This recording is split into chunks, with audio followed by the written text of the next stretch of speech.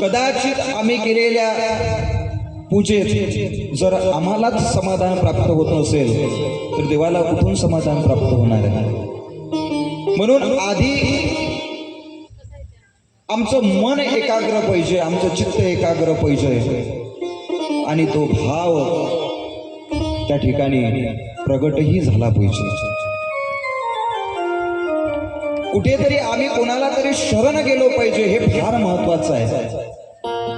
जर आम्ही आयुष्यात कोणाला शरणच गेलो नाही, कोणासोबत नमलोच नाही, कोणाला नतमस्तकच झालो नाही, तर मोठी आयुष्यात आफत येत असते. मी तुम्हाला पटवून देतो. जंगलाचा राजा सिंह, बरोबर आहे? आला वाटतं. जंगलाचा राजा सिंह आहे आणि आता या राजाला एवढा अभिमान आहे. अभिमान असायलाच पाहिजे. आपल्या कर्तृत्वावर आपला अभिमान पाहिजे. मी करतोय ते बरोबर आहे असा विश्वासही पाहिजे. परंतु केव्हा केव्हा जेव्हा अभिमान हा आपली मर्यादा सोडतो तेव्हा त्याला अहंकाराचं रूप प्राप्त होत असते. मला कथा करता येते, मला कीर्तन करता येते, हा भाव म्हणजे स्वाभिमान. याला सुंदर तबला वाजवता येते, याला त्यांना सुंदर गायन करता येते. यांनी म्हणायला पाहिजे की मला सुंदर गायन करता येते. हा त्यांच्या गायनाचा विषय झालेला स्वाभिमान आहे. परंतु यांनी जर थोडंसं वेगळं वाक्य केलं की मलाच गायन करता येते, हा च जर मधात आणला ना तर हा अभिमान आहे. आणि कलेच्या क्षेत्रात हा अभिमान कची बाधा लवकर होत असते. आम्हालाही लवकर असतं. यांचंच नाही, आमचंही आहे. कदाचित दुसरा महाराज दिसला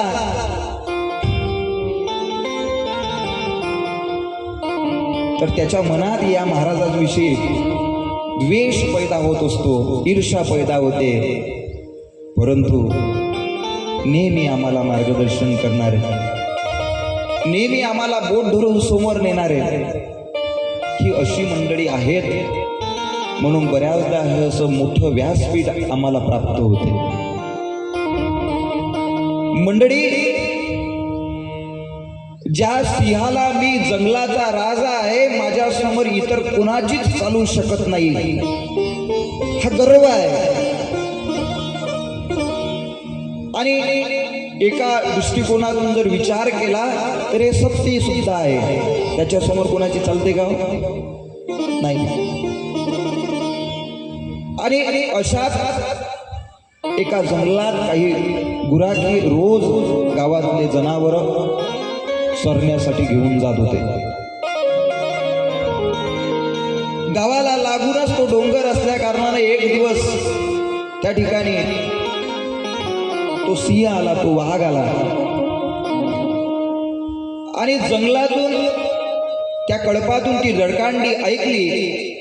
बाकीच्या गायी पळाल्या. एक गाय विरुद्ध दिशेने पळाली. असं झालं, ती गाय इतर गायीचा संग सोडून पळत सुटली. इकडे वाघ तिच्या मागे लागलेला आहे. ती सैरा वैरा धावते आहे, पडते आहे. हा पुन्हा दरकांडी फोडतो आहे. पुन्हा गाय धावते आहे, पुन्हा दरकांडीचा आवाज येते आहे, पुन्हा गाय धावते आहे. गाईला सुचत नाही आहे काय करायला पाहिजे, कुठे जायला पाहिजे, काही समजत नाही. आपल्या माग गाय धावते आहे, जीवाचा आकांत करून राहिली आहे.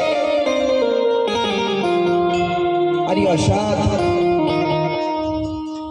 एक त्या जंगलात दलदल आहे आणि त्या दलदलीमध्ये धावता धावता ती गाय पडली आणि तिथेच फसली. आता तिला यातून बाहेर निघता येऊन नाही राहिलं. मागून वाघ आला, त्यानंही ती इथे झडप घेतली. आता फरक पहा कसा आहे. वाघही त्याच दलदलीत आहे आणि गायही त्याच दलदलीत आहे. फक्त एका हाताचं अंतर आहे वाघाचं आणि गायीचं. एका हाताच्या अंतरावर यालाही पाय समोर टाकता येत नाही आणि गायीलाही पाय समोर टाकता येत नाही. दोघंही एकामेकाच्याकडे पाहून राहिले टकटक.